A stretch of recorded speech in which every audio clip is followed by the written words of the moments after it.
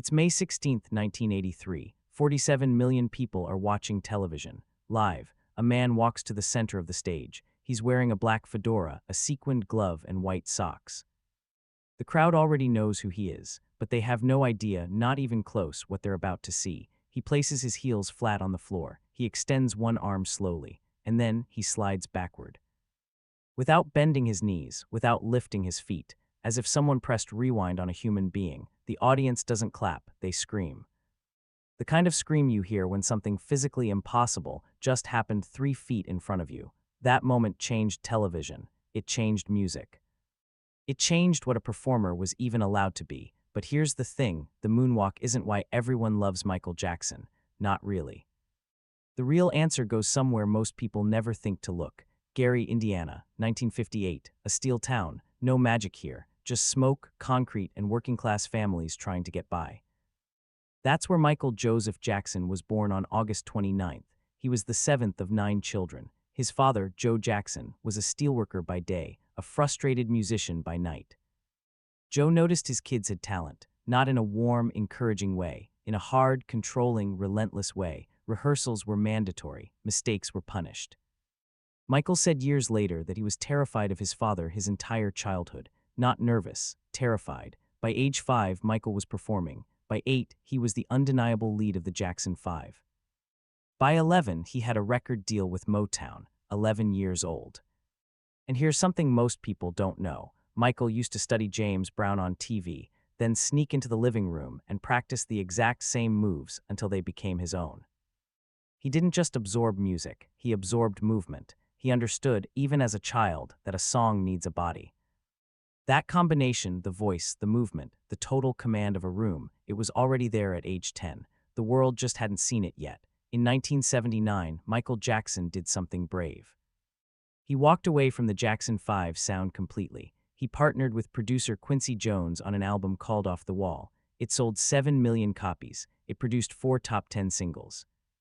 By every measure, it was a massive success. The Grammys gave it 1 nomination, one for an album that had just redefined pop music. Michael said nothing publicly. But according to those closest to him, he was furious, and that fury became the most productive fuel of his life. He went back into the studio, 3 years of work, Quincy Jones again.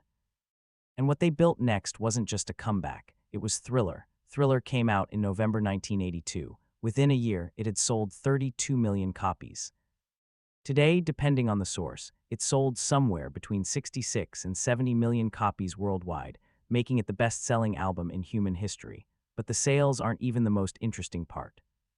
Here's what you have to understand. In 1982, music videos were advertisements. They were promotional clips that MTV aired between real programming. Nobody thought of them as art.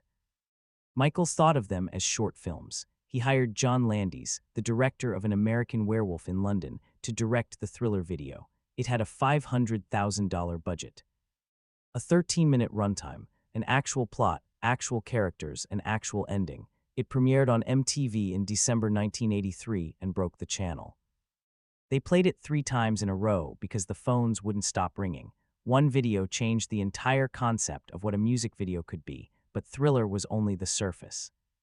What was happening underneath, behind the scenes, inside the business, inside the man, that story is darker, and it explains everything about why his legacy is so complicated. In the mid-1980s, something shifted, not the music. The man, Michael Jackson, began to change physically in ways the world couldn't ignore. His skin became lighter. His features changed over the years. He said he had vitiligo, a real medical condition where skin loses its pigment in patches. His makeup artist Corinne Fay confirmed the condition publicly. Dermatologists who reviewed the evidence said it was entirely plausible, but the world didn't give him the benefit of the doubt, not even close. And here's a detail that gets forgotten. Michael Jackson grew up with a father who called him ugly backstage, who criticized his nose while he was becoming the most famous face on the planet. He was a teenager, then a young man, learning to live in a body that the whole world had opinions about, and the person who was supposed to protect him was the first one to tear him down. The insecurity was real, the surgeries followed, and then the press followed the surgeries. He was simultaneously the most admired and the most mocked person alive. Every flaw was front-page news. Every rumor became a headline. and the more the media tried to shrink him, the bigger the music got. That's not a coincidence. That's a person converting pain into output. So here's the real question. Why did 100 million people, across every country, every language, every background, feel something when Michael Jackson sang? Not just entertainment, something deeper. The answer isn't talent. Plenty of talented people never reach that level. It isn't the dancing. Plenty of great dancers never make people cry. Michael Jackson made people feel seen, not entertained, seen. He wrote about loneliness in Billie Jean, about being hunted by the press in Scream, about the grief of a stolen childhood in Childhood, about racial injustice in They Don't Care About Us, about wanting to heal the world in, well, Heal the World. These weren't pop themes, these were confessions.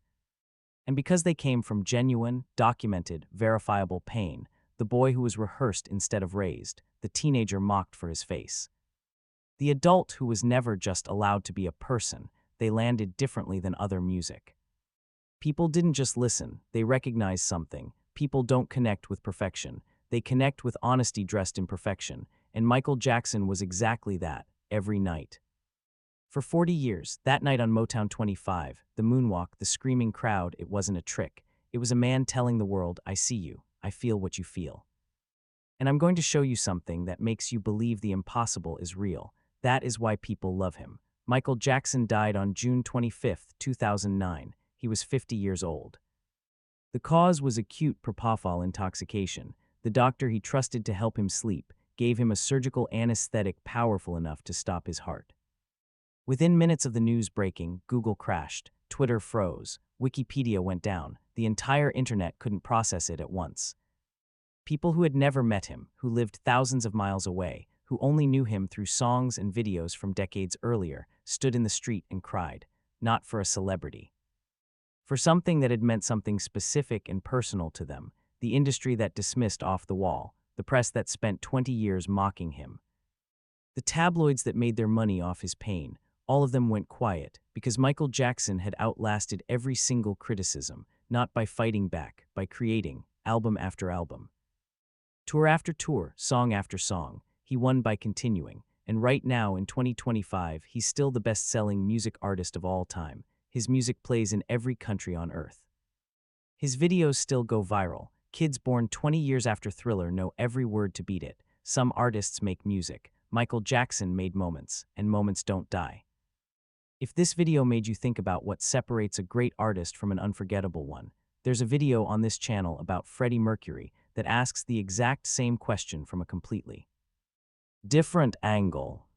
It's worth your time, and if you want more stories like this, artists who changed music, people who changed culture, moments that made the world stop, subscribe. New video every week, no filler. Just stories worth knowing.